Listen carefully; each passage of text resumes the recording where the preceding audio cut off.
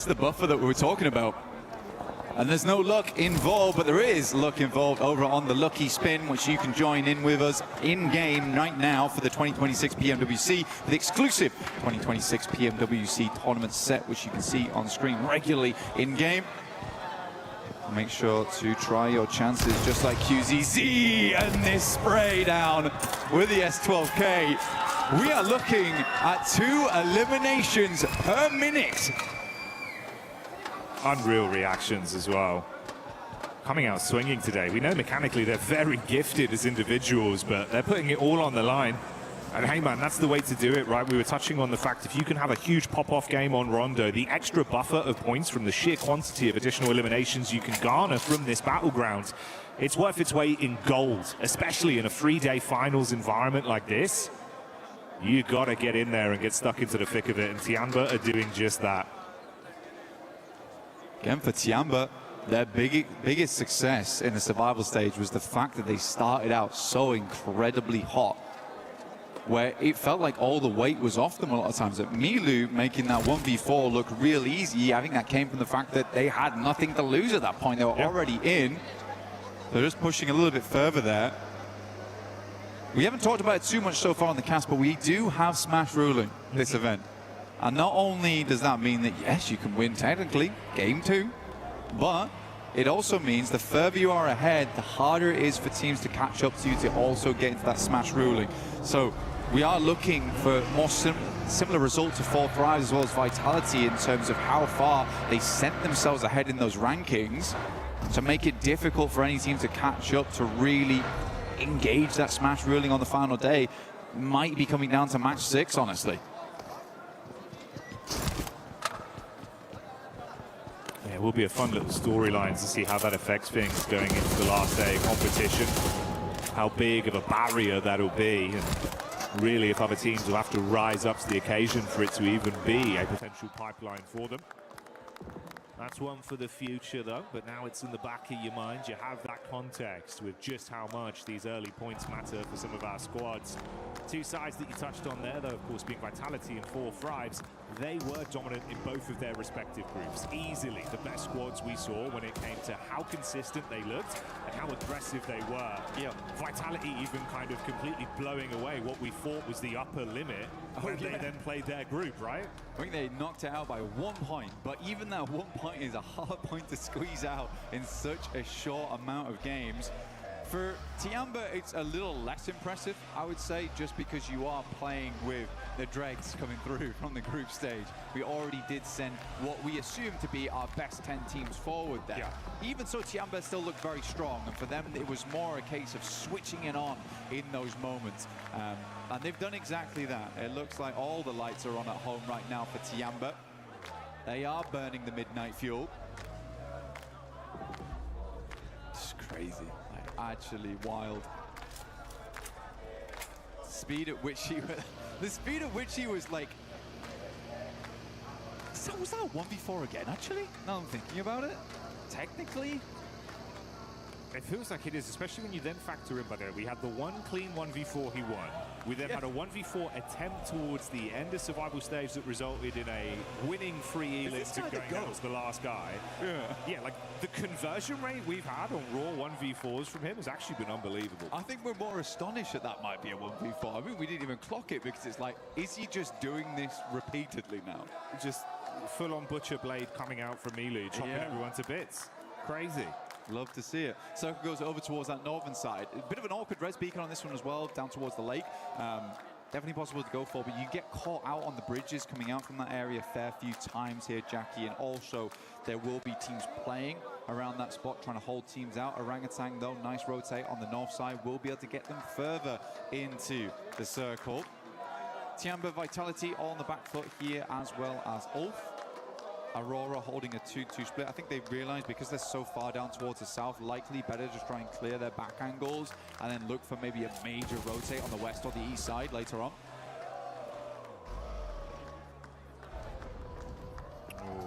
Shades of stadium for E-Arena, a position they'd love to play towards in a final circle, but let's see if they can win out versus Orangutan. Straight through the door, and it's easy cleanup on the opening 2 players. Aaron Wisgard down in a matter of seconds. Back down to a duo once again. 4 thrives, taking down a tanky there as well. Leaves Orangutan just on one singular player, AKOP, who is sending for a res beacon. I think he might go far Bailey on this, actually, Jackie. I don't think he's going to stop off early over towards the lake. Like we said before, you get a res off there, teams know it's happening, they will hold you out. So he is forced to go for the long rotate. But honestly, for Orangutan, it's not terrible because they can just swing back in from that northern side, and it's fairly free with where most of the teams dropped off down towards the south. Yeah, thankfully he's got just enough time. Pulls slightly further out as well, hedges his bets, he goes up towards the top of the north side, going to get that recall in. See Vitality on screen here as well. Just the one elim to start us off with, Razy. I mean, you said it yourself, mate, doing your little special report on Vitality. Razak and Razy, that's been a hell of a duo. They're like the Cray twins, bro. You're just terrified when you see them coming at you. Yeah, you are. I mean, one of them bringing the double hammers as well. It's a bit of a nightmare, honestly, and they are always looking for a proper shootout. But it's nice to see Axel as well as Federales. I mean, Axel really astonished me. Because there had been so much talk about Razy and Razak, and Federales has also had a massive amount of tenure throughout the entirety of PUBG Mobile, but Axel was just swinging and not missing. So that's what gives me a lot of hope, and I'm very, very excited to see this team perform as this tournament goes on, just because of how good all of them have been playing individually and as a unit. Taking a look at Godlike, though. They're over towards that center side. I think Godlike showed us something different from their region. Honestly, they had some great aggression. I think they've been making little adaptations here and there, figuring things out as they go along. But genuinely, overall, we're impressive. We're impressive. They were second best inside of their group, only beat out by Vitality. And to be fair play. I mean, fair play. Vitality really did get in there, mate. You got a little crunch down the zone here as well, pulling further down. A couple big names amongst the dead center of it all. Godlike, as you touched on, 4 Thrives, Vitality, Nigma Galaxy as well. The representation from Aurora, another side that could have some surprises in store for us the longer this one goes on. Yeah, Aurora, they just seem to have this capability to choke in the finals. Yeah, that's fair. That's their major issue. Every single player on that team has greatness inside of them. It just seems to dwindle a little bit once we get to a finals. And we've been asking for that not to be the case for the longest time. And to get to the point now where I just don't believe in it, which is sad. But they are consistently always here, and you can't really put them down too much for that. The fact they're in most of the finals is like, that's already a big achievement. Reefus, though, opening up over towards Yasser from Alula. Tiamba's cut out on that eastern edge. Now, there's a lot of these big pillars involved inside the circle, as well as Stadium over towards that northeast side, which is a bit open.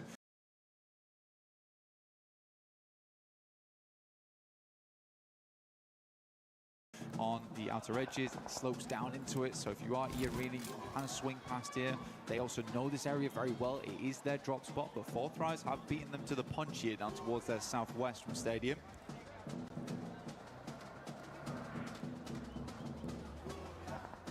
Excited to see what the form of Fury is going to be looking like in a final situation again as well. They were massively coming alive, dude. Felt like it was way better in terms of the decision making. The communication was on point. A lot of the fights we witnessed from them. Igor as well, just playing so brilliantly with some of the individual plays. Feel like a whole new man showed up. We spoke about this big man though, and he's back on our screens again. Milu scouting around, seeing if he can get a line of sight potentially. Just playing close towards the geometry here at the cliff face. It's Ulf that aren't too far away. Eagle and Aching desperate to get some elims on board. I mean, man, every single one over on Milu and QZZ, but these guys are the fraggers on side. Aching, a lot of times playing off the back of him. Eagle, very, very good at playing that anchor style. Generally is the last player to go down. Plays that survivalist very well for them as well. Yeah, you're right. Furia looking good. Igor's, I think, was a big surprise. Yeah. They've got big names on that team like Chief, Ayala, Silence also doing a lot of good work. But yeah, Igor's was just really giving it to a lot of these squads. Now we're getting in towards our later circles with quite a lot of them teams still involved. We talked about Jiaotin earlier on. It can house a ton of teams. It is uncomfortable to play in, and swinging from apartment to apartment is not always easy. And there's a lot of difficult windows and little places to pitch nades in. We can't quite get those full finishes on. So I'm curious to see how this will play out. I think it's going to be a little bit of a passive game going towards the end, but you do have to get in towards Jiaotin. See over on the side of the stage, the Nick the Galaxy fans getting quite excited. But meanwhile, amongst the battleground, it's S2G that feel the hammer crash down on top of them from Nonshin Red Force. The hero of Hyunbin starting it out well. And only one man in last, forced to bail out and try and keep their dreams alive as he breezes out of action. There's Aurora as well, clashing against Ida Blank. I mean, Ida tried to get in on the northeast side, which I think is, at this point, a little bit too late. They got crunched in by Vitality as well as Aurora. I think you somewhat deserve that coming into this stage of the game. Jiaotin's still far on the western side, but because it's such a big amount of landmass with a lot of places to play, you do see a lot of teams confirming here early, but you sort of want to be on that end where Aurora is, Vitality, where there is those clear exit points across the road. A lot of other teams have to take something a little bit more unfortunate. Fourth rise though, Joker stepping up to the plate here, spraying through the smoke. There's one close. He's giving himself away though, Jackie. Yeah, this is risky, bro. IQ had to be so swift with the shotgun here. It's Joker just teasing them, dancing around on top of the rocks. So much damage already done to 4 Frights. This would be a hellish way to go down. And that's how they fall in our opening game. The Arena. Arena down, but back on ball with Tiamba. Milu finding the first as per usual. Scarface desperate against it, but he's just pushing up. A-King will find another shot. Solus is down. This is looking very, very bad for Ulf. And Tiamba puts up more points. Milu on a fat 7 so far. It's not going to stop either. They want even more. Squeeze whatever points they can get out of this one. Eren had to tuck his tail and absolutely bolt it. Finds a lone rock in a field and gets his head down. Turns his attention back up onto him though. Few shots as he dumps the magazine towards Milu. Someone needs to stop him, Black. Milu is just out of control this game. You're right, needs to be leashed. QZZ still taking some damage here. I'm kind of curious from where. I wonder if it's Fury actually taking a couple of pot shots over towards them. Eren not letting up. Just about press over the top of that ridge side. They're going to take the blue for a little bit to try and deny those sightlines. They make their way over towards the pagoda. Just about in here, Jackie. Difficult spot to play. Curious to see how it does work out. Aurora, it seems like both them and Vitality have been tossing a couple of curveballs at one another. But Eren does find Eagle. Goodness me, still being a nuisance on that east side. Fair play, man. He's thinking, you want to try and ruin this for us on game 1? We'll at least make it uncomfortable. Force out the utility, see what he can scrap through onto them. Can't really make a move towards that recall, the zone coming in, and that's going to really crunch up away from all of them. Still dead center for Vitality. Yeah, Vitality's actually in a really good spot here. Like I said before, it does give them that capability to move out over towards that northeast side if needs be, but they also can crunch every single team on that western side. There was one player left remaining from Ida. It is Darkin. He is over on the eastern side of Jiaotin, just hanging out for the time being, but that does kind of save grace for Vitality, because they'll hear the shots immediately if someone tries to rock over towards Darkin, just give them a brief opportunity to reassemble and reassess how they want to play off on that eastern side. Replay here from Federales, just instant shots. I think this has been a key factor for Federales throughout the entire tournament as well. Reaction speed. He is quick with it. It was quick and on a disgusting angle as well, so good plays. Oh, Federales, no one clears it! Hello? He doesn't get the playoff! What? They turn around back onto it and Federales falls. What's gone on there? This is an insane push from Tiamba, by the way. They have practically mostly lived it. Only QZZ goes down. I don't know how Tiamba is here. They immediately scarpered from that south side, and they took the most bold push. I was like, goodness me, Vitality's going down. And I was like, goodness me, Vitality's going down to Tiamba of all teams. Mate, this is lunacy. Milu's looking for the nade as well, wants to really commit to this. Meanwhile, the last man from Ulf goes down. They fall second into our first game. Milu priming the nades. Oh! Nice, good nade from them. Hits it back. Axel and Razak still up and kicking. That nade looked dangerous. Milu's down, tries to crawl his way back in towards the smoke to mask his presence here. QZZ still alive. Last of a player up, probably the one you want to see as well here for Tiamba. 14 eliminations this game so far, though still decent. That is greedy. Vitality's gonna let it happen? Oh, mate. He's gonna get it in. The res is gonna get him back up. The insane bit was as well, it was the nades from Aurora from all the way in the backline that got that initial knockback over onto Milu. Vitality have just been caught in the middle of it all. Most aggressive game of badminton with nades being bounced over the top of their heads. Molly in round the corner, QZZ with a nade back. He's just going for it. Angle. Good night. No way. Good night. The shotgun knocks them both out. This is what I can't believe about QZZ, because he's like, I've run out of grenades. You see so many players just step back and be like, that's it then. But he's like, if I can't do it with a nade, I'm just facing. I'm fully facing. Now Aurora, they're pushing on the sidelines. Can Tiamba hold 2 versus 4 here? It's a tough one. The opening grenade is not good, but Reefus is taking a ton of damage. Top bullet finds at least find QZZ, and it seems like Milu will also go down. But 16 eliminations, a fearsome game, even going out in 11th. And I'm sure you can hear that. The entirety of the arena here in Paris lighting up.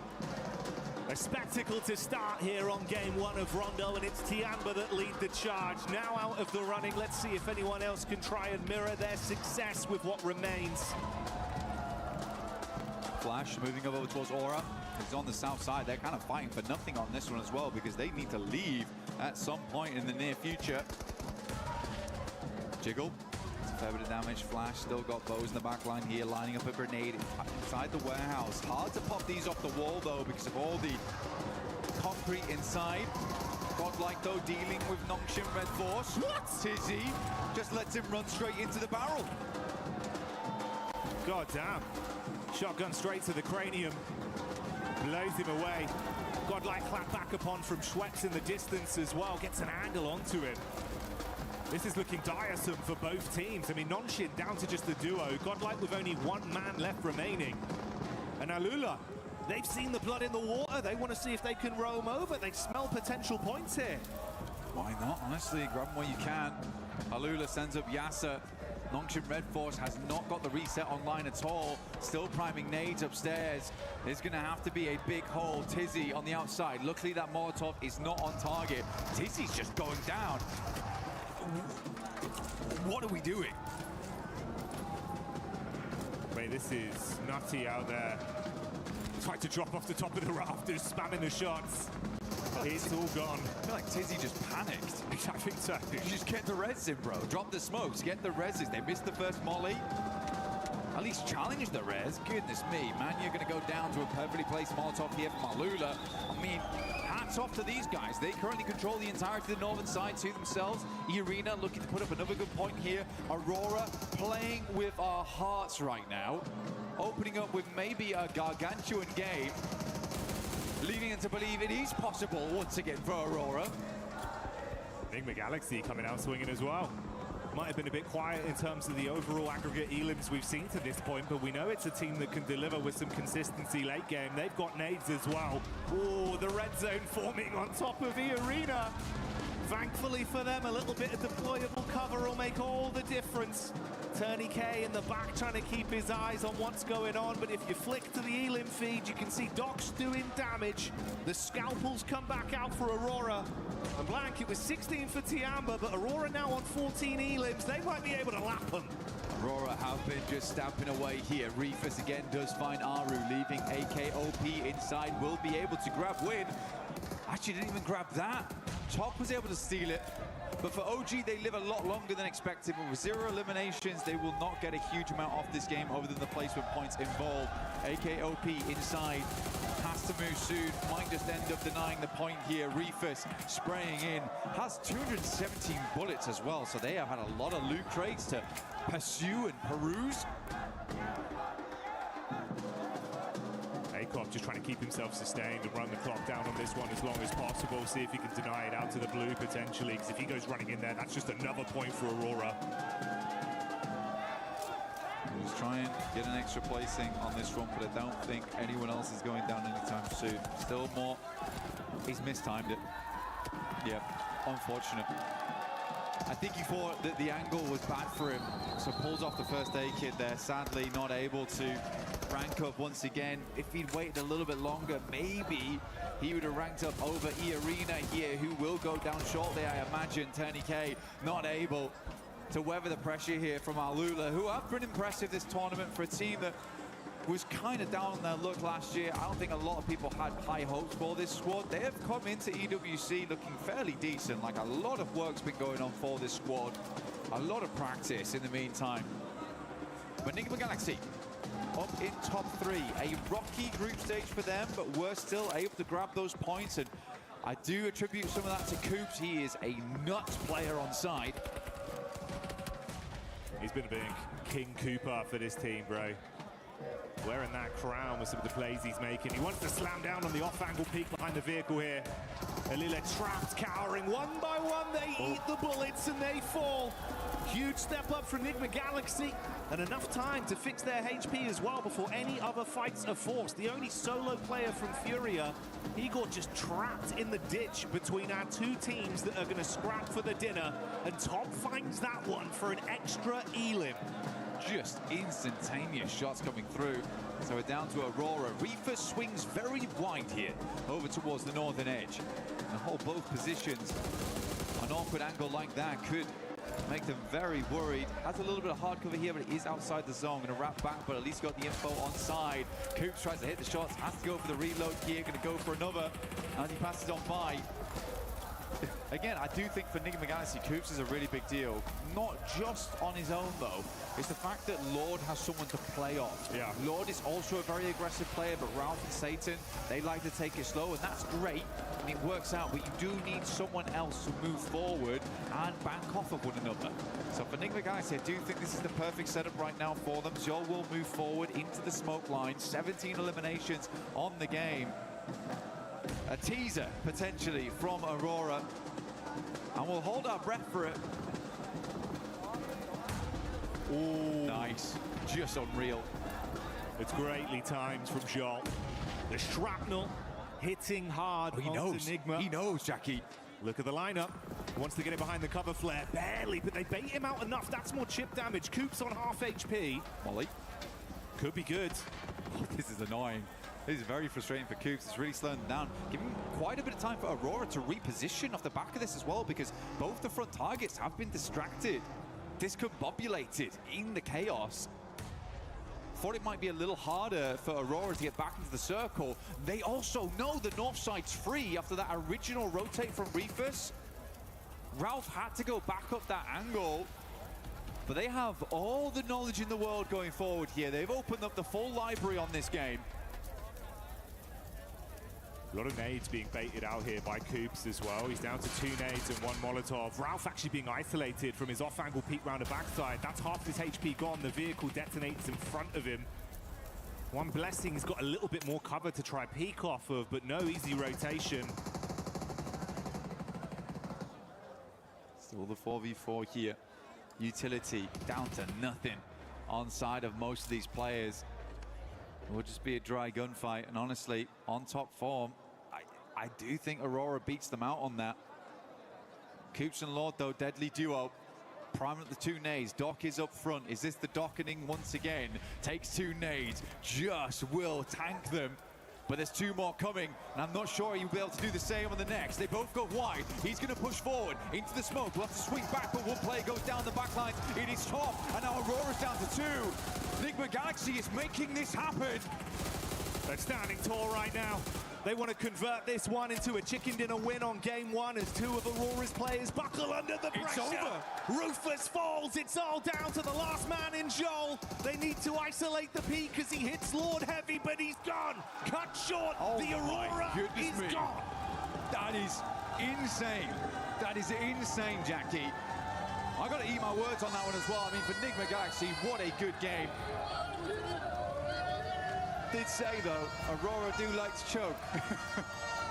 The crazy thing is, it was probably the most fitting head-to-head of two teams we could have. Yeah. Similar contrasted play styles, the way they split off, confident in their 2v2s, the off-angle aggression. But I started to get worried, man. Pointing to the map feed, seeing Dog charging in.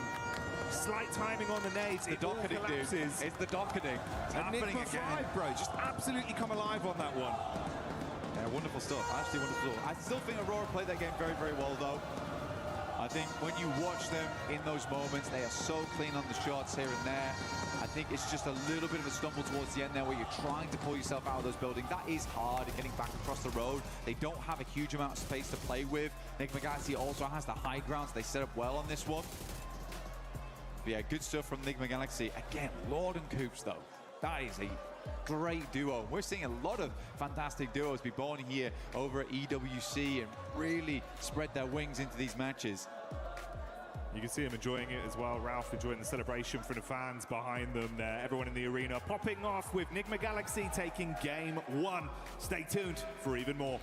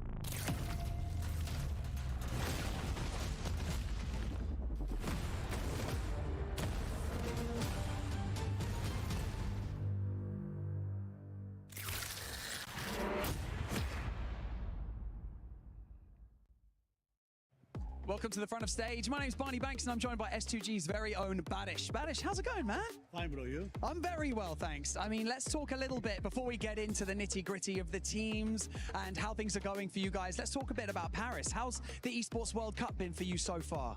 Paris is amazing, bro. Eiffel is so good. The castles are Notre Dame, the Pantheon. Everything is good at the Paris. But Arena is more than good. There is, I don't know. It's my first time at the World Cup and it feels so good. It's amazing, right? Yeah. Let's talk a little bit about your team, S2G. Let's talk about the preparations coming to EWC. Were you guys, preparing here on site or did you boot camp in Turkey? What was the plan? Just we did boot camp at the Istanbul.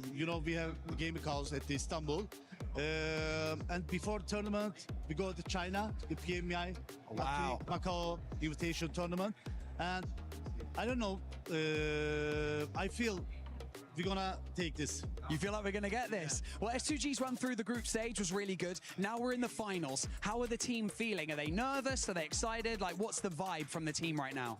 They saying me, my players are saying me, maybe we're gonna get the first place, maybe we're gonna get the sixth place. Oh, they wow. don't know. Yeah, but I think we're gonna handle this. It's a very strong group of finalists, isn't it? So if you get on a roll, like momentum is a big thing in this game. If you start playing well, you could take it all. But do you have faith in them? Do you think they can do this? Yeah, I believe them. I believe too. Badish, thank you so much for joining me in this interview. I really appreciate it. Enjoy the event and we'll see you later. See you. Back to you guys. Day number one in serious business here now for PMWC at EWC 26. And what better way to start it off than I have two legends here from India to talk about what's happened so far as well as what may be to come. So of course I have Admino and I have Aru here as we have Godlike and of course Orangutan going to be representing from India. So I guess I'll ask you, Admino, first. You guys must have watched the survival stage. What did you think about the teams and gameplay overall from the survival stage? It was kind of little passive, like the previous group were too much aggressive, or maybe they were one more chance, that's why they were aggressive, and this was a survival stage. But I think Tianba got the momentum, and the top 6 were expected, as we have decided already in the podium thing that we have a fun activity over there. Yeah. And I think Alula gave a little bit surprise, and I hope so they perform good in grand finals also. But I'm hoping for Tianba to carry forward the momentum that they have already got in survival stage. How about you, Aru? What did you make of the survival stage? We tried to grab as many things as we could from the playstyles and the lobby structure to get a better understanding and to be able to predict predictable opponents that we need to respect in game as well, as much as we should, not more, not less. So yeah, we are confident coming to the finals and looking at the survival stage. We know that when teams have like only one last chance, it's like they play more in pressure and yeah, that's it. All right, so I wanted to actually ask a bit of a fun question since we've got 2 fantastic teams here. I'll start with you, Aru. If you had to take a player from Admino's team and add them to your roster, who would you pick and why? Maybe Espoir, because he's really consistent. Okay. Same question to you, Admino. Who would you take from Aru's team and why? Aru insists because he's a good idea. What do you think about that? You think you're a good IGL? You think that's fair? I don't know, I just work. All right, so kind of final thoughts, kind of look at the finals as a whole here. I'll start with you, Admino. Well, what's your expectations here for the final? Obviously, it's an amazing lineup of 16 teams, arguably one of the best lineups of all time here at PMWC. So how do you think your chances are here? Well, I wouldn't be saying anything. I'll just prove it by performing over it. Perfect. How about you, Aru? What are you thinking for the final? I'm just here to play and enjoy the 18 games because I love this game. I don't want to feel any pressure or, set unnecessary expectations from myself. If we are going to enjoy the game, inside the game, then we are definitely going to perform well as well. Gentlemen, thank you very much for joining me and best of luck today. Thank you, Kalaris, for that amazing interview there with Admino and none other than Aru. But it does end up coming down to Aurora at the end, even though Enigma Galaxy won. Congratulations, Enigma Galaxy. I gotta give this team some props because we're finally seeing the MVPs show up for that squad. But Enigma Galaxy, Coops, especially at the end, what a surprise for them being able to come out with a win. It's so nice. Just in my notes, I just have Coops because that's all you gotta say, really. I do. Can confirm. Yeah, see that? Yeah. I can't read that. Yeah, my handwriting's not great. But Coops was awesome. I really love the jump that they're coming through throughout that game, right? They played on that edge side. They waited for their moment. They bided their time. And what I loved particularly here, Max, was their push onto EA was not super aggressive. All they wanted was space inside the zone. They didn't go for that full push and that full clear of the team. They're just like, hey, we want some space. We're going to take it from you, take a couple of points as well, and then wait some more. I really liked that from them. I have an idea, but this is just pure speculation. Maybe I'm reading too much into it, but I'm like, maybe they slowed down the fight to E-Arena, hoping Al-Ula would go for a third party, and then they could let them fight each other and pick off the rest. I don't know if that was the actual reasoning, but it's how it worked out in the end, and because of that fight in particular, they get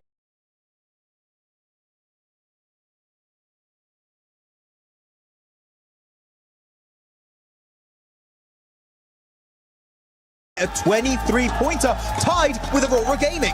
Lace, and we get just pure aggressiveness right off the bat. This feels like a PMWC finals, baby. As 3 teams were able to get 13 or more eliminations. Aurora with the 17. Tiamba started off hot as well. Man, I did not we came out of that survival. It's just I just love the fact, right? I'm just getting so excited, so passionate here, that the fact that they carried on the same momentum that they had. I mean, it was exceptional from them. Obviously took the hot drop seriously, which, shout out, love a hot drop taken seriously, and were able to capitalize and obviously recover the team. And it's just a crazy storyline from them from bottom to the top. And I mean, I'm so excited to see what they can do next. Yeah, for Tiamba, they're looking to carry that momentum that we saw out of them in survival, something that you actually enjoy enjoyed watching that game. Is the plan B, the adjustments that Tiamba was able to do, Max? Because they had a great hot drop, right? I think it was, what, 9 eliminations after the hot drop? Absolute mad start for these guys. And then they start losing players. They want to go for the recall, which is usually Tinglong Garden. But then Hora, coming out of nowhere, looking to chase down the recall player, which usually is Eagle in Tinglong Garden. And Eagle instantly, instant response, seeing we don't want to go out to Hora. We're going to go for an Eastern rotation, a bit out of their way. But by doing so, he gets the entire team back up, and they get 16 eliminations off the back of that. Eagle, definitely, maybe not in terms of elims, but the MVP of the game in terms of what he allowed his teammates to do this match. Allowing the team to be able to come back, allowing the team to just be able to just be there for support. Allow the other players to just frag out. And for anybody that had Tiamba, Enigma Galaxy, or Aurora in your predictions, congratulations, because those teams have been performing quite well. If you haven't already, make sure you check out the EWC Play app. Go put in your predictions. You could end up getting some rewards there depending on what your predictions are. And no surprise here that it is Milu from Tiamba with the MVP once again. 8 eliminations. This man is just non-stop right now. He is. You can't stop this man. He's just going to go from better to better to better performance. Here we go, the head-to-head. You're seeing here 16 eliminations versus 17 of Aura. And if I'm not mistaken, Milu had at least 8 or 9 of those. So You know how you just had some notes and it was just Coops, mine was just Milu.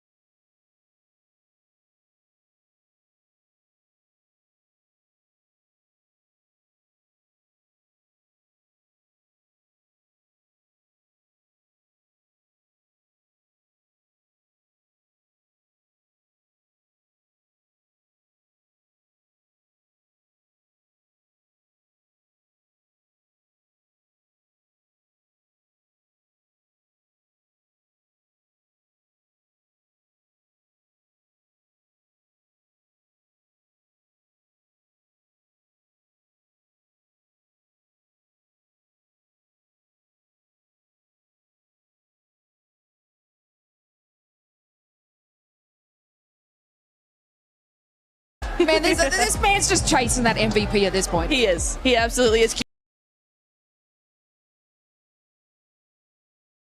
QZZ, though, shout out to QZZ, that 1v2 onto the rest of Vitality. He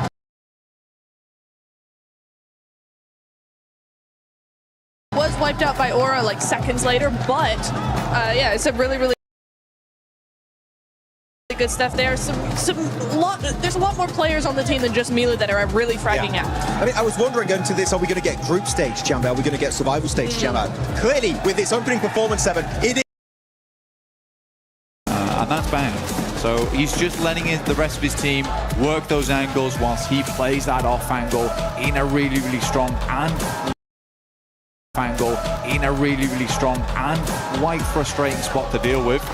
But we're heading over to our angle now, so probably a little less action involved, a little bit more calm, chill down as we head in towards the first portion of the day. Furia last game did come down to Eagle once again. Yeah. And honestly, mate, you know, normally I think you'd favour him in kind of positions like that, where if he had to step up as a solo, it's just how late in the game it was and how strong everyone else he was up against was looking, right?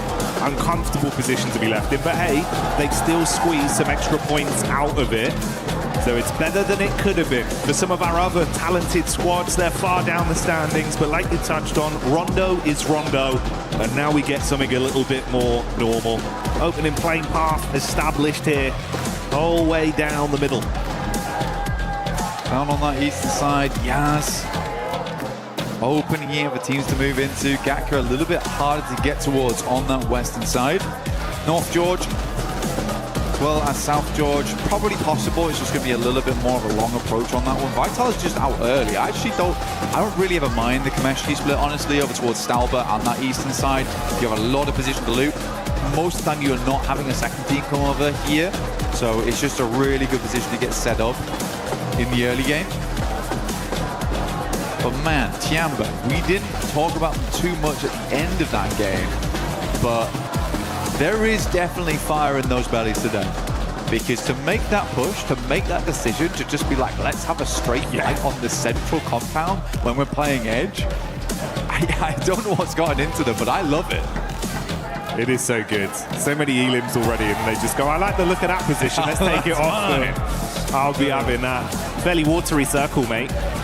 Starting off one of these. This has been a consistent trend, at least throughout Survival. We had quite a few very similar to this on our start.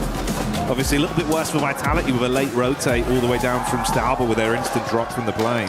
Yeah. It's going to be a little bit more difficult. A lot of the rotational tools will probably be removed as well. So it is going to be a long rotate for Vitality. You are correct. That might end up, or probably will end up, creating a little bit more of a passive game for them, a slower game for them. 4 Thrives, though, loving life.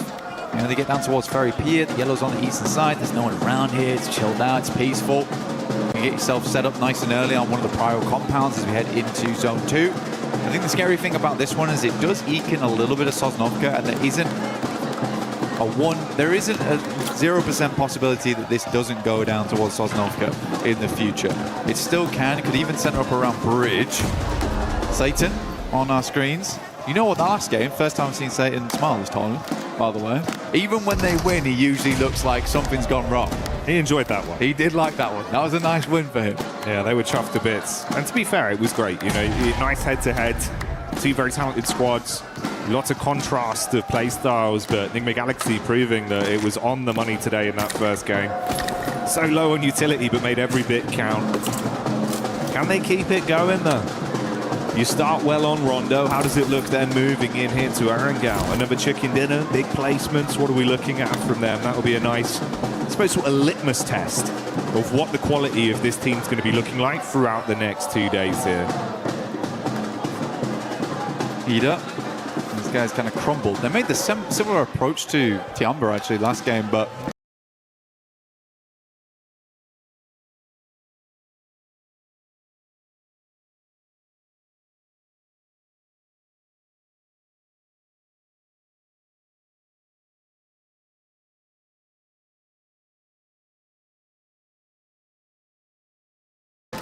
I think what Tiamba did very differently was they isolated the Vitality compound away from Aurora, whereas Ida kind of came from that north side and just sandwiched themselves. I thought that was a very strange play for Ida to make. I think most of the time, most teams would understand that probably don't want to place yourself between those 2 squads or those 2 buildings. They're very popular in that location on Rondo.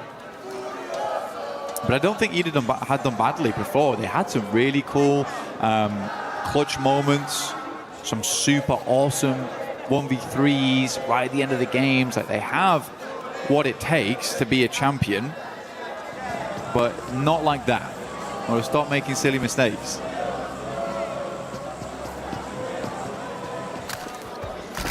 And obviously we touched on Vitality going down kind of early into that one. 2 other squads that I'm assuming towards the end of the day will be in a very different place to where they are in the standings right now, would be both 4 Thrives and Godlike. 2 teams that have got so much firepower, even just individuals as well. Yeah. Falak gets some of that old 4 back out immediately, mate. You won't only see it, you'll hear it from the crowd. I mean, he looked happy when I saw him this morning. Ready to go. He's got a little bit of a shy smile on him as well. Quite like it's cheeky. He is cheeky. It is cheeky. But even when I was talking to him yesterday, he seemed like he was ready and raring to go. The rest of the team all looked happy. IQ is in high spirits, which is very, very good news for the team. Be able to give that advice and those crucial bits of information, where the team wants to go, how they want to play it out. You need all of your team to be happy. Though I am kind of worried about Godlike and Orangutan. Okay. Not because of gameplay we've seen so far, just because this is a finals at EWC. I think for them, it would be unwise not to say they're under pressure. I think if you're a fan of both these squads, and maybe today looks a little bit rough for them, I would caveat with that there is a tremendous amount weighing down on them right now, being in such a prestigious finals, versus some really damn good squads. I'm hoping they can probably get back into the run of it, like by match 3 potentially. But if it takes till tomorrow, I think that's fine as well. OG already still showing off that they have the rotations capability to make it happen. They got far into that late game. Not a lot of eliminations, that's fine. Godlike similarly, still that aggression in play. I like to see it, but maybe not where we really wanted it to happen during that game. I think it's also for teams like that, Blank. For our other squads that were forced to play survival stage, you've had to consistently keep grinding and keep that form on the go. Yeah, exactly. You come out from your group in those top team spots, you get a few days off, but that does cool you down a little bit. And the thing that's changed is what's going on behind us. The energy in the arena, the noise, the hype. They're getting excited because 4 Thrives have made the play. That's IQ with an opening takedown. But that's the difference as well. You come back into this area, Blank. Sure, with the noise-cancelling headphones, they might not be hearing it, but I tell you what, they can feel it. The vibration. I know the floor is trembling under my feet, so it'll be the same down there on the stage for our players. And if you're trying to instantly snap back into that tournament-winning mindset after a few days off with all this going on, it might take a game to try and lock back in. Yeah. I don't like that, though, from Aurora. Because you can scout that a lot easier just by sending over towards the beachhead, having a look over towards Lighthouse and being like, okay, there's a guy up there waiting, try and check the girders. I always think it's an odd maneuver to try and just send someone, slingshot them across, and it's like, well, we know there's someone across there though, but you also just lost a player. Like, it's so early into the game, could have even just waited for zone 2. I'm curious to hear what the analyst desk has to say about that, because for me, that's just not EWC, PMWC potential. Right? That's not what that is. Yeah, the trade of it, one player's life, one of your squad mates for an information play, economically, it's not the best trade on it, especially if we see him get a good run out of this game. Goes down to an awkward fight, one player of difference, Blank. Hell, I mean, even this circle right now, where it's down towards the eastern side, 4 Thrives knows that. This is prime time to go for bridge camps. Yeah. Like, if this circle is further over towards the northwest, maybe you don't go for that type of thing. But I think this one, if you're Aurora, it shouldn't be a case of, oh, let's check if there's someone there. You should just know. Devil's in the details. And it paints a very pretty picture here for some teams. For Aurora, it results in 3 players alive in game 2 to kick us off. Flash also having 1 player knocked here. Zone crunching in. Yeah. Bridge still in play. There you go, buddy. Thought that this might be the case. On a circle like that, it's very, very awkward on these types of circles, and it can center up around bridge across both sides, which is super unfun to play.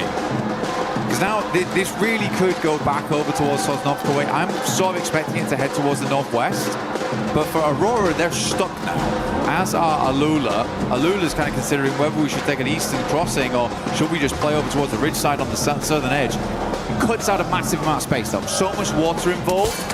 So teams are just going to be sending towards Ferry Pier because there's safety in that location.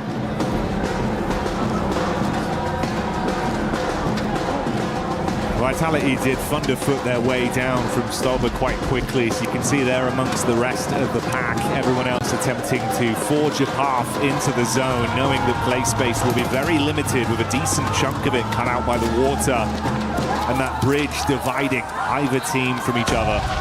Only 2 squads on the island right now are Alula and Aurora. We've got E-Arena on screen now. This is the POV of Joker. Tianba though, taking the scrap towards OG. Wizgod being hit very heavy.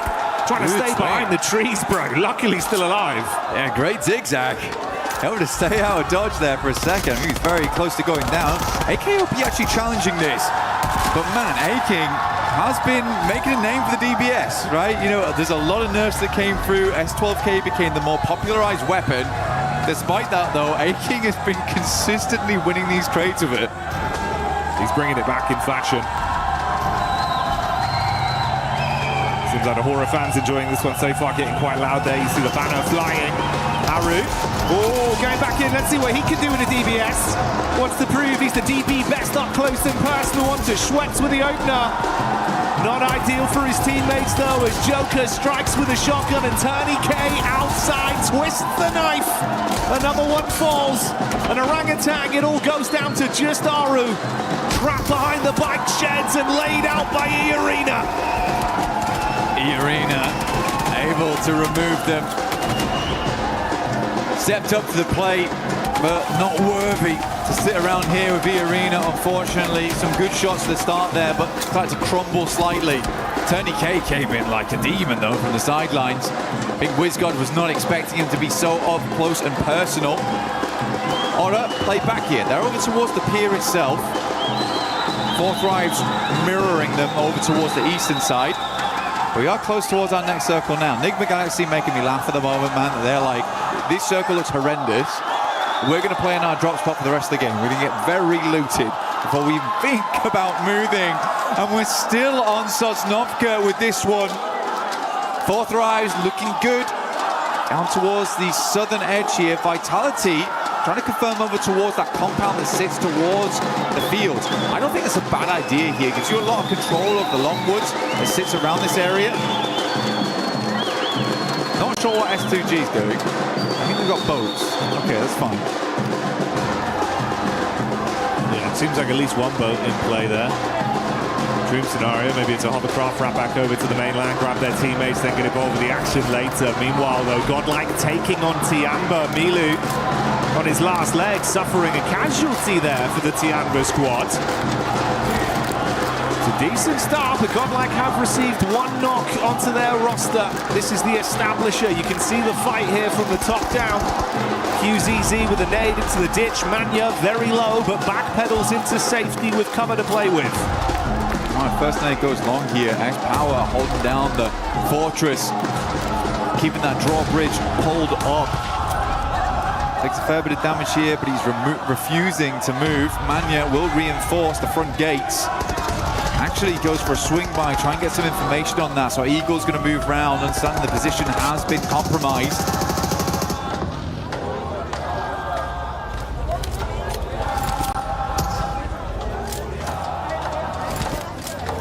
Slowly trying to take some space back. Faint smoke wall goes up. Ooh, only gets worse for Aurora as well. And that's quick from Alula finding them. This was the other team that was on the island. There's now a third party that's joined them with that late rotation round from S2G. Looks like they did go back to grab the rest of the squad. Yeah, it was Kamikaze in the hovercraft. That's paid off for them to fight towards them. Ulf, interestingly, taking the hit over as well to Godlike. So that battle turns into a third party fight. For Godlike there, quick swing around. Take shots over towards Ulf. For them, Ulf should be able to pick the players back up. They've got a good spot right now. It's not as safe as they might like it to be, but it is decently central. It feels like the circle's peeling away from Sosnovka at this point. They have very limited space to work with. Alula trying to make the cross. S2G, Hamzi at distance. Will find a shot over towards Aurora there, leaving them at 0. Out of the game early, 23 points is where they'll end. On a single point earned on this one.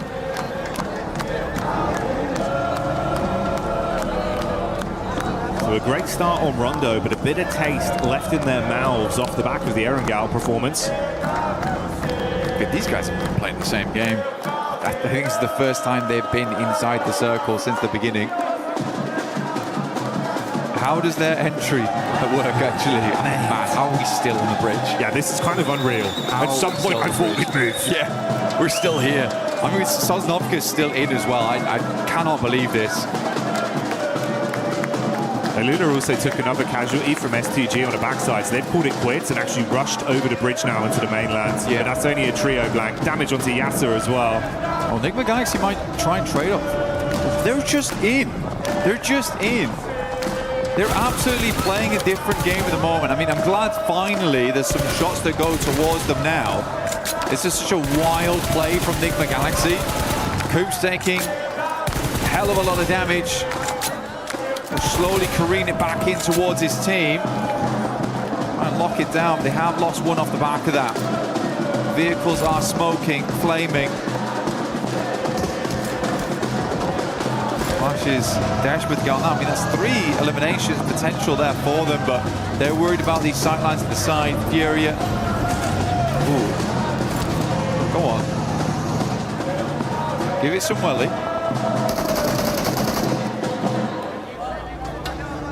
Tiamba doing Tiamba things once again. Tony K low on HP on the top floor, upside in the attic. Looking for an angle here, but Falak with the distant shot claps back onto Eagle. Aking gets a little bit high octane as he charges through the ground floor. Nade on the stairs. Mormon's cooking one of his own to bounce down. Godlike getting involved with the fight. That's Manya just outside the window. Big Papa Pump in his hands. So many teams crunching in. Yeah, good Molotov here, but really good timing from Godlike as they move into this one, just leaving Aking alive here for Tiamba. Irina on the upstairs with the 4v2v1. Really good stuff. I mean, this is a good entry point coming through for Godlike, and they understand if they can get rid of two teams, they're going to be opening up a lot of space down here. Edmino still at high HP count, but Manya finally does fall here to a nade from Mormon. Tiamba goes down.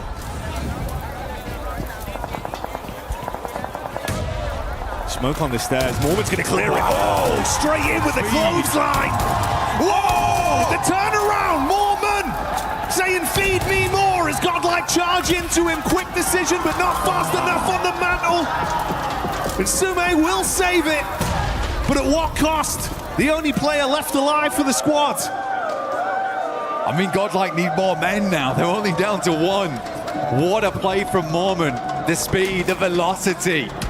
Straight in there, no qualms. Now Vitality, they're up into it. This place has been the graveyard of 5 separate teams so far.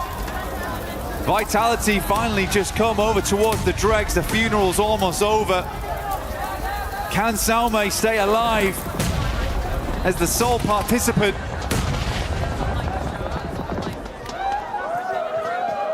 The Vitality a victim from the top floor. Or will they just be signing their death warrants on entry? Axel being shot in the back. A new challenger arrives. It's Hora in the distance as Jiggle is able to punish and soften them, leaving them with 3 players left. Sume still just guarding the stairs with a nade pin pulled. He's going to go down. Razak going to dive around the corner. He wants to punish him with a shotty and will find it. Really, really good job from Razak. I think you have to make that play in that moment as well. You hear the pin pull coming down, trying to get the res off. You're trying to go for the revive, get some respite in that location. So Razak goes for the risky play to keep them up as 4, understanding they'll need that amount of players to push through the next couple of compounds. They got Aura in front of them and 4 thrives after that. Alula down towards the south side. Circle finally moved away. Still a lot of water on this one. Beachhead as well. Ida, as well as Ulf, now going at it. Play from Ulf downstairs is knocked. They have 4 players up though right now. This is very easy to recover from. Well, it should be. Whoa, you run straight into that one. Catching the as Ida try and clap back. It's good damage.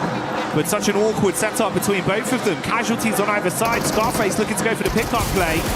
Meanwhile, outside, Emre charging round with the SMG. And denied out by Nongshim Red Force. Tizzy takes that one. Nongshim could push this pretty quickly. Ulf is not looking too good right now. Neither is Vitality. Flipping into action. They lose a vehicle. Razy and Razak try and get the buggy through the window, but end up dismantling through normally. That was a speedy rotate. I like that. You know, cut your losses. Moving through Aura as well as 4th Rise is going to be hard, and eventually you get third party by one of them. You hear the engagement happening on the north. You send it. Now Wolf is in a very tricky spot. Cut between 2 strong teams in Nongshim as well as Vitality. Quick decisions. And shades of the Vitality that we were so impressed by prior. Once again, back on our screens, it's only the 1 elim they've been able to garner so far. But they are licking their lips at the prospect of so much more.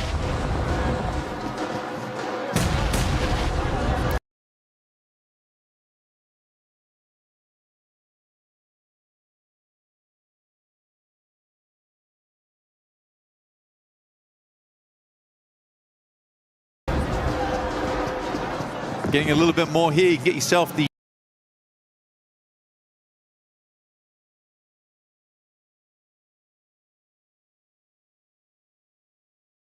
Naruto skin in-game, as well as the Ninetales Fury Org. Both looking very cool here.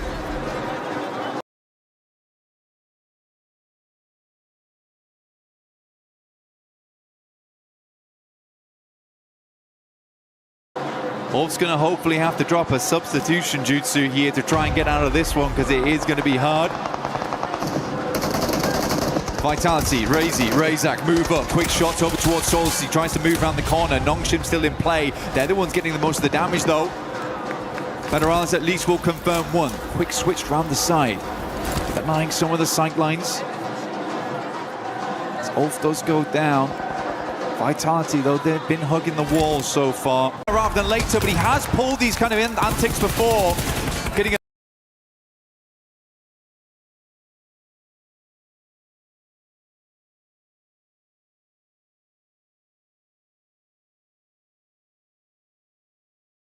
a little too aggressive without the help of the rest of the team. So easy goes down the back lines as Flash starts to move on through.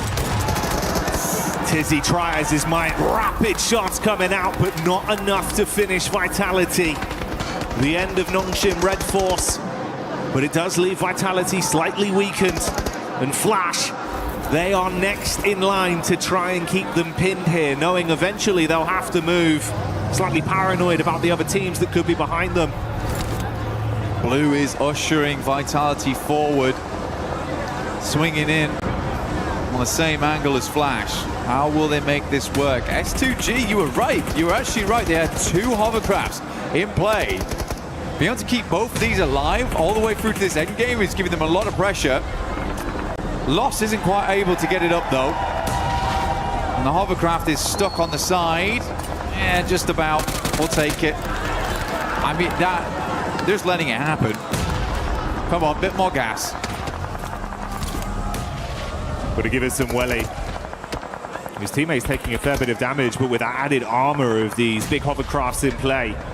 If you say like this, man, if you can get them into the zone, there could be a lot you could do with it late game. I'm surprised the Lula have been able to guard this for so long, make it look uncomfortable. Nade after nade as well, just trying to soften them up. Vitality do move over to the side. They're looking down over towards Fourth Rise. The shots are pouring in. S2G, they brought repair kits as well with them. Got the blowtorch in play. I mean, that's bold. On fire. Get out. Falak down. Aura, no fear. Drops them all up top side. Looks fairly decent on that one. Airburst are slightly too far. This is some comedy. Not gonna lie to you. Okay, they should be able to clean up from here at least. As long as there's not any more mistakes. It's damage done onto Soul K, but they do hold on. Shut down Alula. What was that? Bit of a weird one. It was a weird one. I'm glad you picked it up strong though, because I mean it is an important fight. It's just interesting. Vitality go down in the meantime as Flash continues to push the advantage, but it is majority of Fourth Rise doing that damage. Enigma Galaxy, after their strange approach from the early game, now going out slowly but surely. Just Ralph as well as Lord. Flash has been all over the place so far. Next circle will pull in stage 7. Fourth Rise have been weathering it though. They have held a ton of space. It has been a little bit greedy, but they've been doing a good job of playing off one another. Yes, they've taken some knocks here and there, but they've maintained a 4-man. They're in this area early, and they understand better than anyone else. This is a game that they should be doing well on. I don't think I'd put as much pressure on and say this is a game they should win from the spot they had at the start, but it should be at least a top 5, which I think, you know, we've already achieved. So this is a good game from Fourth Rise and shows that they still have it in them. And with them being able to have enough timing here to get IQ back up once again, the 2-2 split from them could still pay dividends massively. It's been a very elongated firefight between them and Hora, effectively just mirroring each other's movement up along the ridge into the zone. A little bit more split here, no fear in the back, trying to protect some Overwatch. Right above you in the building as well. Meanwhile, that's an engagement over onto Enigma Galaxy. S2G, after moving in and cleaning out Alula, they head center zone, and they find the final blow there. Goodbye, Enigma Galaxy. S2G stealing points here, there, and everywhere. Do we have to call this play the kamikaze from now on, where S2G just launch him out like a rocket to center circle and leave him there on his own? He loves it. This is the kamikaze. This is crazy stuff. The rest of S2G trying to regroup with him, but it's not likely. Kamikaze in play right now. The other hovercraft does go down, not really any other vehicles. Might need to regroup, pick it back up again, but Kamikaze, he's going to hold that spot. He's planted the flag, the S2G flag. T24 goes down, jiggle around the side. Oh, Sleepy. Top side of the stairs, but you can't weather the storm as 4 Thrives arrives and the brain of the operation kicks in the brawn. The shotgun does damage. Falak there in the back line to assist, but no fear. Charging up. He's going to play on the edge, wants to run in now with the timing, see if he can shut them down. Falak charges back, can't do it. No fear, holds on. Quick switch to the primary. Gets himself onto an off angle. With one more play, if he can shut down IQ, he can take out 4 Thrives, and that's how he does it. No fear from Hora stands on. Absolutely not frightened in the slightest as he moves downstairs, pushes up into the dark, and 4 Thrives will fall. Win up against the world right now. DPS at distance, he's fighting all of them, but S2G falling in the meanwhile. No fear. There's a possibility of winning this if he wants to push out right now. Get involved in the action. Everyone's weakened.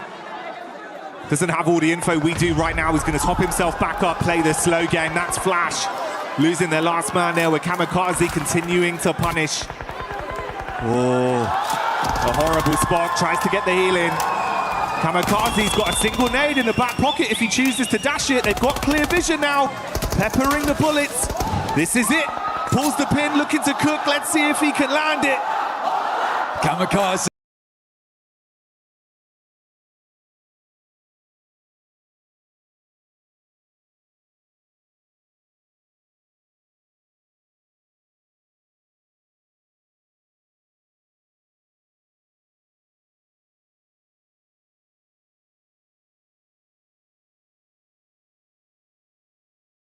Looking for it now, a bit of splash damage. But not that just there yet. Kamikaze keeps spraying the right location with the bullets, peppering the ground, picking up mud. Solke in the backlines. What's left out here? Quite an unfamiliar target. Solke will take down Tops, but Kamikaze is out and we're down to a 1 versus 1 versus 1. The outside contender in no fear. Solke looking at both angles. The battle of the solos to decide our second game chicken dinner. No fear already picking up that big clutch. He's amped up as an individual. Got a rough read on where he believes Solke can be stationed, tucked in behind this burnt out hovercraft. I don't think he knows. I think he knows there's a team in that general direction, but he does not know where No Fear is. HamZG finally goes down. I think No Fear has a rough idea that he's playing on this hovercraft, though. He has the information. Watching both of them. This would be an unbelievable double clutch up versus 4 Thrives into the last 2 teams. Zeus is just pushing forward. Instant spot, though, over towards No Fear. And now Zeus with all to do here. Flash, who had swept everyone aside. Solke, the last to fall potentially here versus Team Flash. Zeus, the lightning reactions for Flash have guaranteed them a second place, but can he take it to first, or will Solke get it done for S2G? A smoke wall, giving him limited play space. That tree, the only protection for the peak for Flash. He's going to make his move, starts charging in, wants to close the distance. Here's the peak up, bullets on target. Zwia so low, buckles under the pressure. That's the damage coming through as they lock it in. S2G, Kamikaze with the Kamikaze play toward the center. It's an explosive finish right at the end. But Solke steps up, a lad that's been in the esport for the longest of time. He's still got it in him. Feeding the crowd energy. A celebration in unison for the nation as they pop off on that one. S2G locking it down and everyone's living it up. And it's all in the name because it is all gonna be okay. at the end of the game for S2G. They had a lot of confidence coming into this one. They look good on the stage. They look good in the game. Is this the S2G comeback that we were looking for? Aggression, confidence, some brilliant gun skill. Showing us a lot of the moves we needed to see on that one. A smart rotation from start to finish as well, playing by their own rules, Blank. I think the thing for me is just, man, 2 matches so far, they have been both electric. I mean, this shot from Zeus. Oh, the quick reactions, dude. That sent me. His eyes must be going 2 different directions, man. He must be seeing everything. He was so locked in for an S2G fight. I don't even know how he clocked him, but instantly. He said it, lightning flash reactions. That's what it is. I mean, it's so good from this team so far. I mean, they were involved in everything. Yeah. I think Horror, honestly, for them, yeah, it's a tough fight versus 4thRize, but you got to be happy with the way that No Fear clutched up there. That is an incredible finish of those guys. Yes, Horror had a good spot on the sideline, but it's so many teams constantly pouring in, cycling out time and time again. I don't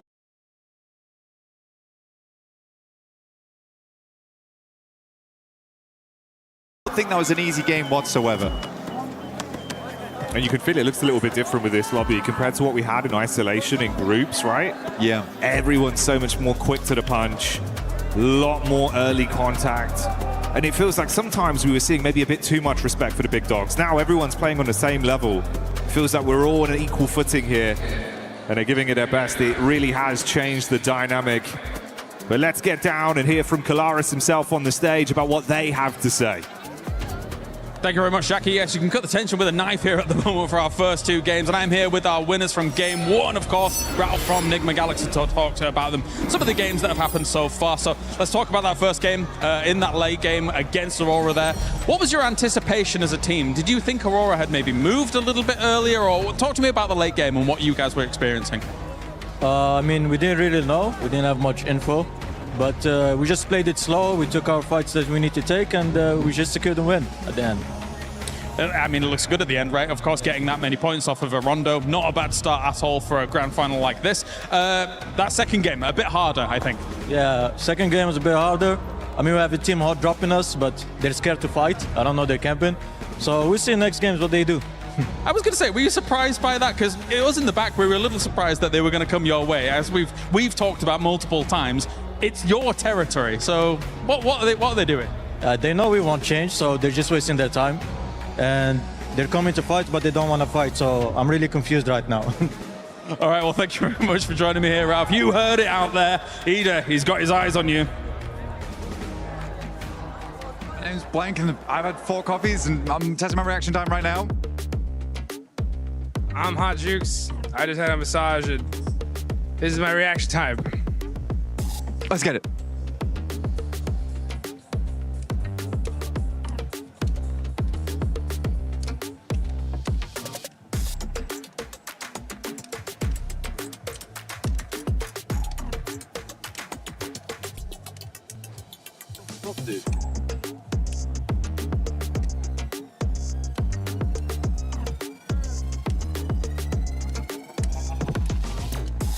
I'm in the room.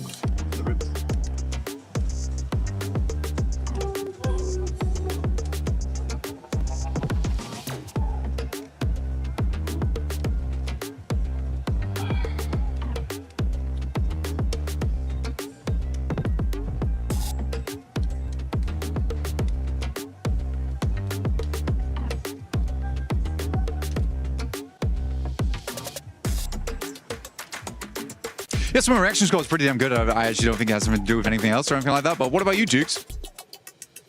I don't care. Cut.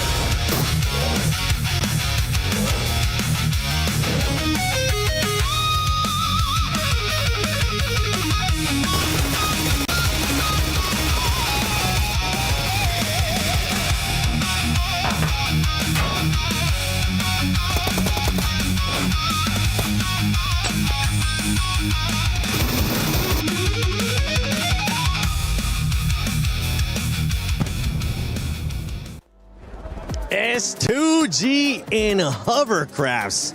That is like white on rice right now, because my goodness, what a performance out of that squad. Before we break down that second match here in finals, don't forget that we do have the fan experience that you can check out here at EWC. Make sure you go check it out. You can check out the new mode, Brain Rot Royale. Check out the collaboration right now the Pubg Mobile is doing with Naruto, and so much more. And you can win some really cool shirts, which actually we've been wearing them. Not right now. I think Jukes does have one on, but you'll be able to check out so much stuff. Yeah, check out that still Brain Rot. I mean, Brain Rot Royale. I've been playing it. I think I got to level 7. I've seen people being able to get to level 11.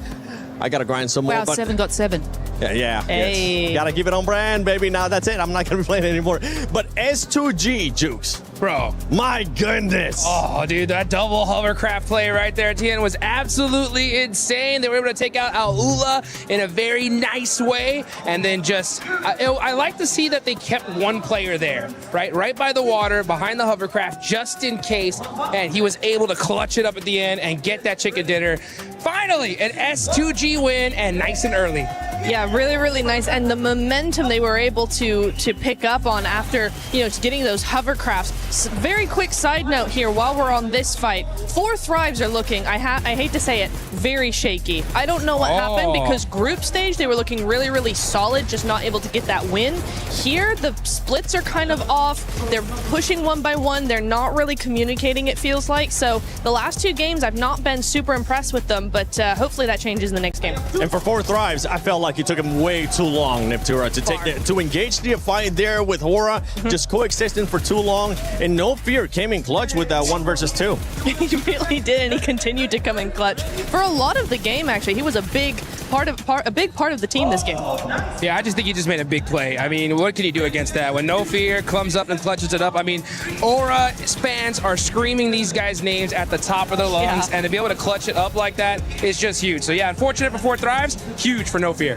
Another team that has been performing quite well today when we talk about eliminations has been none other than Nongshim Lace. This was the biggest feedback that we gave this squad during groups and also survival, and they're finally starting to put up those eliminations. As you can see, Nongshim Red Force right now with 9. Yeah, absolutely 7. I mean, they're finding important fights on their rotation to solidify that position, especially on that northern side. They were able to sort of catch Furia off guard. And now I do want to kind of segue into Furia and to why I need to highlight this. But one of our most aggressive playstyle teams is prioritizing the rotate on Rondo. We actually saw them grab utility, move into zone, and Max actually made a good point about this when NGX was sort of on the, I think it was the eastern side next to E Arena. Furia should have just pushed them into it, caused that fight. They would have had control over that whole entire side because they just sort of stopped the revive from Ulf. Then again, on this map, they found themselves in the position, and Nongshim from the northern side just obliterated their defense. This is just unusual for Furia. They are the power play team. They're the ones that get in a goddamn vehicle and shooting out the window and making that position them. It's just unusual. They're right. They are supposed to be that aggressive team, and they're currently not showcasing that in the opposite, like you just mentioned, and I was mentioning too. Nongshim is putting up those eliminations, but something happened at the end of that last game. With the hovercrafts and S2G, that was a little bit sketchy, Net.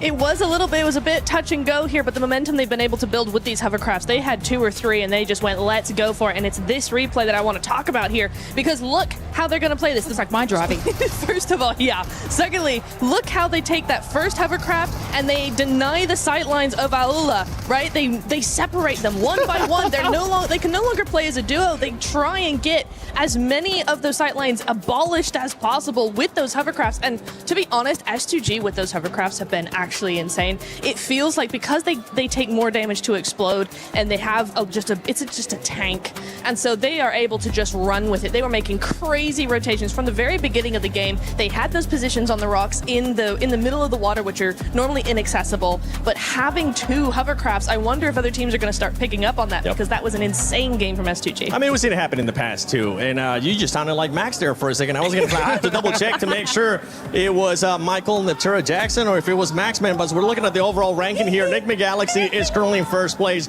with those 26 points. Aurora, top What happened at the top of that bridge? That man ended up falling down, and he actually ended up hurting Aurora with the rotation that they were looking to do into the main island. Yeah, it's so unfortunate there. I mean, that's what it's all about. You know, you're trying to be able to get into that end game and make those plays, and if you're Aurora, you know, 24 points on the board, you can't shake your head at, you know, and S2G being able to get that win, push themselves up to third place. You know, I like what we were talking about there about Nongshim a little bit earlier, right? They just look at the elements. Yeah, I mean, look at that. 18 eliminations, and they would have gotten even more if it wasn't for those clutch plays from Vitality right there. Yeah. Because Vitality. we saw absolute Hyunbin in action, making some serious plays. But hey, again, super clutch moments here. We have to talk about some of these other teams that are currently on the second page. I know it is the first day of PMWC at EWC 26 finals. It's only 2 games, but there is some things that we're starting to notice here, especially with Four Thrives, the passioners that you were kind of talking about earlier, Neptura, as well as OG. OG needs to start being a little bit more aggressive and making sure that they look a bit more cohesive when you are being aggressive, because they were pushing one by one. It seems like a chicken without its head. Yeah, it really did. And also they're losing players very, very early on. I think we've had that in both games now where they're at least losing at least 1 or 2 of their players. Godlike have had a better opportunity to keep their players alive. They've been split up a little bit more. They've been using a little bit more of the zone, but it's just when they actually get down to the fight towards the end game, that's where they start to falter. And that's why we're not seeing those strategies convert into points. So that's what we need to see there. And India, if I have learned anything about OG, it is they need their 3rd game. So don't count them out yet. I've learned my lesson. Don't you stress. Orangutan in their 3rd match, what they tend to do is actually prioritize just kind of scoping what the rest of the teams are doing, making their game plan. Game 3, 4 is where they set their sights on fire. Oh, I like that one. Now this is the group of death. Woo! This is the group of death, and this does feel like a finals right now with the way that some of these teams are playing. One man that I know is happy because he ended up picking that team that was in the top 3 here, none other than Team Flash. Maxman is looking to make sure he reverses curse. So let's send it over to Maxman in Calaris. Well, we're not going to let him do any predictions here. That would be very, very serious indeed. But of course, we take a look at how things have gone down so far here in these 2 games. And we did have that interview just with Ralph, who's also a little bit confused about said hot drop. I saw the hot drop that could happen on the map before this event. I'm like, they're not going to go for it because Nigma Galaxy has been dropping in Pachinki before I was even born. And yet, a team is trying to contest it away from them. And as he said, they're going for the hot drop, but they're not fighting and very confused. And they just see the loot truck pass by like, oh, my P90. No P90. Oh. So, Ida, I might want to change that because it's not helping you out. I think it's going to be difficult for them to go up against that, but we will see if it continues. Ralph is also a little bit confused. Let's pivot kind of where we're at here as well. They've already alluded to it on the desk and how things have gone down so far for S2G, but just masterful control of the double hovercraft, some crazy plays, and the send out of Kamikaze to be able to make that work. For S2G, that was very, very impressive. Yeah, it's just a domain expansion double hovercraft. I'm sure you get that reference right there, Calaris. But no, great use of it, especially you saw there in the during a little bit of a replay analysis where they block out the line of sight of one of the players of Alula to really separate them and win the fight off the back of that. When you're near the water, when you have these open-ended finish, hovercraft are, I'm going to have to say it, they're completely broken, and S2G made full use of it until the very end of that game. A tough circle though, right? If you think about where Aurora was when it comes to the bridge as well, we're having kind of conversations in the back about this is a military island kind of heavy team, and yet the bridge seems like a conundrum to them that can't solve like a Rubik's Cube. It was a bit weird, especially because Top was on top of the bridge itself. And I think the player 4 Thrives got an angle onto him, so he goes down, kind of drops to his death at that point, right? And then the team tries to go and back up and hopefully get him back up on his 2 feet. But then Al-Ula were very sneaky, pushing right behind them on the bridge. I think Aurora, they're very experienced on that western bridge. We should be expecting more on the finish like this. So, you know what? First Durangle, it's fine. But the next Durangle, they need to show up. All right, well, thank you very much, Maxman. It is time to head on over to the commentator team once again for game number 3 of the finals. Let's do it.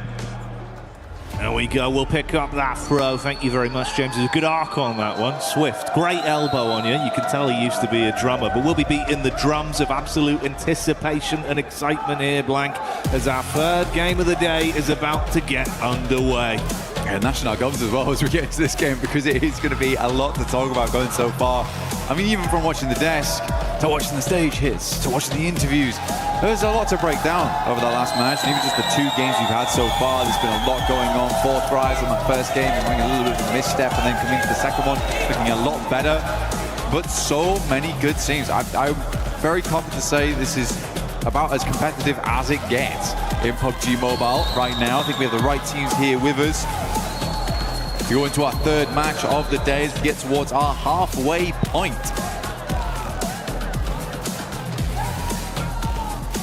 Shooting range to start off down towards Novo.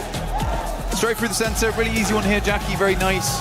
I think most people can get exactly where they need to go. Aurora, last game, like you said before, looked a little bit weakened, right? I mean, even Max picked up on it. He was saying that, hey, as the team's very experienced around this area of the map, should not be going down so early like this. It should be a game that you are a bit more in control of. Wasn't the case here. Tiamba, they go out early. Stand a little bit further down towards the south side of the map on the west. Yeah, you'd hope they'd be able to bounce back from that one here. Obviously, it was a nice start on game one, but that didn't really translate over. Has meant there was a little bit more fluctuation in the standings, obviously for Tiamba as well. Far quieter, it was 16 eliminations on their opening game of Rondo, only 2 added to that count. See Milu still living his movie though in terms of individual plays, as he was popping off on Rondo, was a big piece of the team. I do wonder if we'll have something early here from Hora and Aurora. And where's that zone gonna go? We've had some wacky zones this LAN, it's been kind of crazy.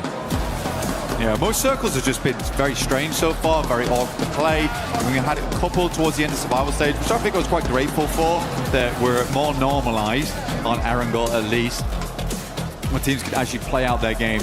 Enigma Galaxy versus Ida. No idea why this is happening, by the way. It's actually very strange. I'll explain once it's done. I mean, Kalaris already went over it in the interview, but the context is crazy on it. The Ralph with the M249. There's some good shots done. Actually, Enigma Galaxy doing quite well here, but already losing a player does feel bad, and it being Coops is even worse. Taking on the side. Lord hits some shots with Abacan. It's back and forth here. Swine last left to face. Ooh. And Ralph will get it done with the M249. He's screaming! He's up, he's standing up. Give them large for that. It is absolutely insane that they continue to come here. For context, Enigma Galaxy has dropped in this location for years upon years upon years, and they say it every time. In fact, they actually say it to the crowd and to all the players, we will never switch our hot drop, so it is never worth it to fight Enigma Galaxy inside of Pachinki. Sadly for them, Fourth Rise feels like we can get some easy points off the back of this one. You guys just come off a fight. We know you've come off a fight. This is a great read from Fourth Rise. I actually love this. Oh, mate, didn't see him on the angle. Fourth Rise spotting Lord. So as much as there was a pop-off of them defending their home turf on the hot drop, like you say, Fourth Rise know you're slightly weak. They'll look to get in there, twist the knife, and completely knock them out of the game, denying any more points on this. I mean, to be honest, you do wonder, Fourth Rise boys, they see a big hubbub go over to by the Enigma Galaxy camp, and they're like, they've just won that fight. We should get involved. We should fly over. Oh, cheeky work, but you got to make the point somehow. Ralph the M249, looking for some good damage, but the shouts from the crowd start to ring out. Fourth Rise might look to back away from this one, allowing Ralph as well as Satan to live another day. Circle did move up towards the northeast side. I don't know what Ida's doing, man. It's akin to throwing away all of your Erangels. Yeah, it feels like one of those where it's kind of cutting your nose off to spite your face. Yeah. As much as, you know, it's your spot too. If it's not working, you got to adapt. Gigantic prize pool on the line. You fought this hard to be in finals. Don't ego challenge if you don't need to. But for Fourth Rise, can they find those elims they wanted off the back of this counter play? T24 spotted on the drop. Let's see if he can go for the peak off this. And of course for you, you can get involved with that Naruto event at home. 4T up top. T24, he's got an inkling. Smells him out on this one. senses his Reiatsu inside the building. Satan underneath. Ooh, slightly slow on the timing there, and T24 tries to use the DBS. He's swinging around in circles. Satan's not sure where to look on this. The rest of Fourth Rise will come into hold. Finds the first. Takes more damage though. Ralph is nowhere nearby to help. Drops him down to 1. And it's an easy revive here on T24 inside the building. Church held. Then get the revive back on T24. And Ralph's just had to stay, man. It's where he's been for so long. You'd be furious. Yeah, you'd be fuming. You win it twice. You win the hot drop twice back to back. It happens again, it costs you your game. And not even because of them. Yeah. Oh. Well, that's the thing, it just comes back to haunt you, right? Here we go, this is the full replay on it, so you get all the action. Oh, mate, it's carnage from the start. Obviously, we had Coops go down early, and like you say, they pop off to win it. We saw the celebration from Ralph literally sending a message live in the event, live in the flesh. Said it with his chest. They deserve the drop spot, but Ida don't want to give it up, and it's just really making it uncomfortable for both of those teams to get anything in these games. It's the best Enigma Galaxy's looked in a long time as well. I think that's the saddest thing about it, and now it's happened in finals. And it's happened so frequently in the past as well, where Enigma Galaxy's just got to challenge another team for their drop spot. It's not guaranteed theirs for sure, but they've held it the entire tournament. Come on, guys. No fear getting ran down by Aurora, as Top will find him on the move. Fourth Rives did peace out, going slightly deeper into the zone to do a bit of loot, and obviously wasting a decent amount of time on that as well for the elim they were able to garner. Vitality down towards the southwest, started in Kameshki style, but this time we're seeing him over towards Gatka, but they grabbed themselves the loot truck.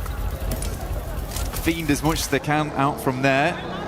Circle up towards that north side, split between the lake, Yasnaya on the south side, on School, as well as Severny. Shooting range area. Tiamba tighten it in with E-Arena, Aurora, Godlike. Salme currently holding down the gas station, pops up tire. He can't come through here for repairs.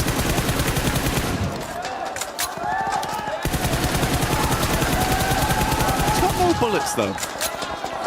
Yeah, only 18 left. One in the clip, 17 in a hole. Let's see if he can turn some bodies cold on this push-up. Top going to drop down back behind the car. So Aurora taking a fair bit of damage. More reserve taps now. Got to find himself some ammo to play with. Switch it out to the Tommy just to keep the pressure on them. Suppressive fire. Spraying it through, cutting the grass, but not quite finding the shots over towards the players.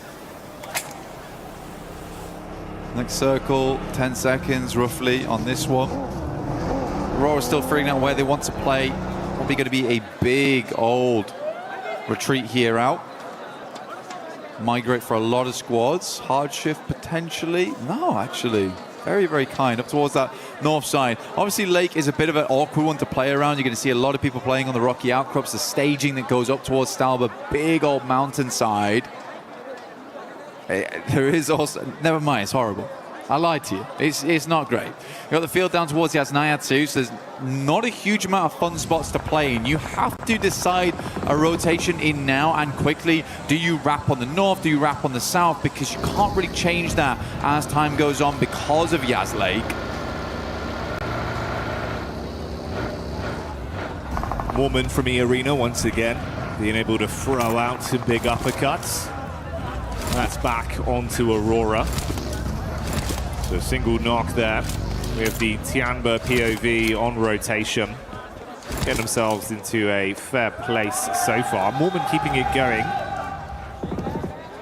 Ooh, that's Vitality as well, with Razy hitting a very big blow back onto Godlike. A lot of fights breaking out across the battleground. Individuals being knocked. Ulf coming in with some show-stopping rotates. Oh, right into the nade. WizGod had that one ready for him. Got it primed. I mean, for Ulf, Aaron comes in swinging. But yeah, got shot down very, very quickly there.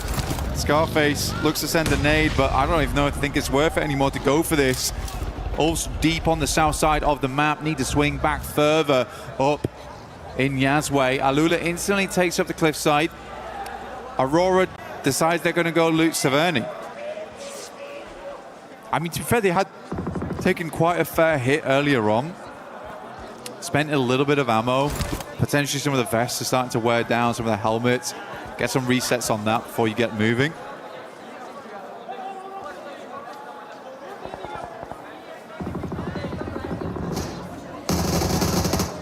Tiamba tackling against the Vitality Killer Bees once more.